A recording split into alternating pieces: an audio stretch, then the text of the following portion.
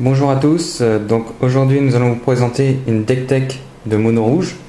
Je vous propose pendant 2 semaines des deck tech pour vous familiariser avec le standard actuel, avec le post-ban de Mystique et de Jace. Là je vais vous présenter un mono red qui a été assez dominant sur ce dernier QT à tour. Je vais vous montrer d'abord les bêtes, sachant qu'il y a 12 bêtes dans le paquet. Alors la première, ça va être le guide gobelin. Donc c'est un très bon tour 1, permet de mettre des bonnes patates dans les premiers tours, mais souvent c'est 4 points.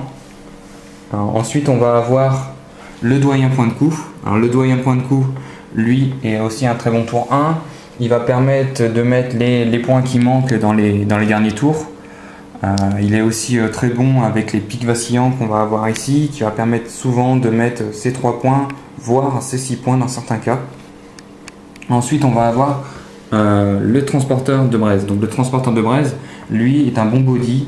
Il permet de faire des chain block quand il y a besoin, sachant que généralement le mono rouge va être plutôt en version burn et va permettre de mettre les points supplémentaires avec un choc là où il en manquerait. Ensuite, on va arriver sur l'ossature vraiment du paquet. On va avoir ce shrine rouge. Donc le shrine, en fait, lui, il permet quoi? Il permet vraiment de mettre de nombreux points dans la gueule du joueur, complètement. Souvent, il va permettre de mettre 7 voire 8 points. Alors comment on va arriver à ce nombre de points? Déjà, lui, il permet de mettre un marqueur au début de son entretien. C'est un effet obligatoire.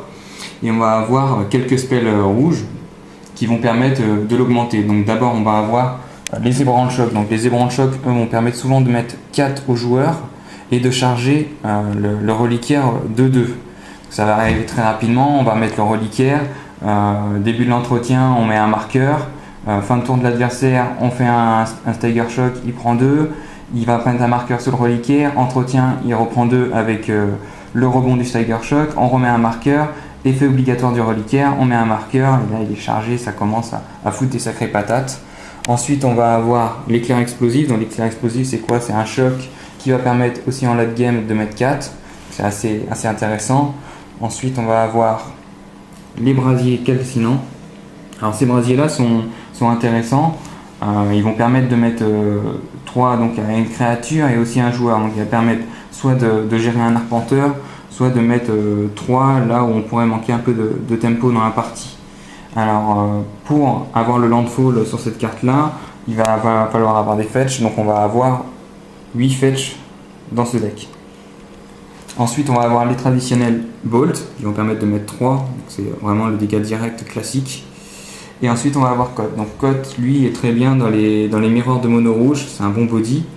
Il va permettre aussi et surtout contre contrôle d'avoir du late game, de permettre de repartir après une phrase, même si on n'a que 12 bêtes. Donc au niveau des landes, qu'est-ce qu'on a? On a 24 landes. Donc on a les pics vacillants, je vous ai montré, les 8 fetch, plus le reste de montagne. Ensuite en side, on a quoi? Alors en side, il y a les traditionnels actes d'agression. Donc lui il est plutôt bien contre Valakut et Monogreen Eldrazi. Il va permettre de faire des choses assez intéressantes, sachant qu'il peut être utilisé en éphémère. Ça peut éventuellement servir au moment où, dans des mauvaises situations, à prendre une créature adverse, de faire un bloc et de faire du 2 pour 1 assez facilement.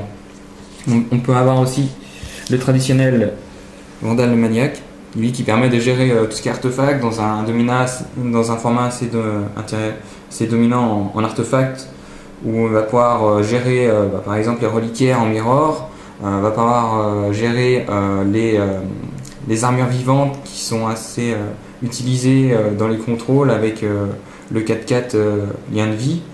Il va permettre aussi de gérer dans les paquets qui jouent Tezzeret.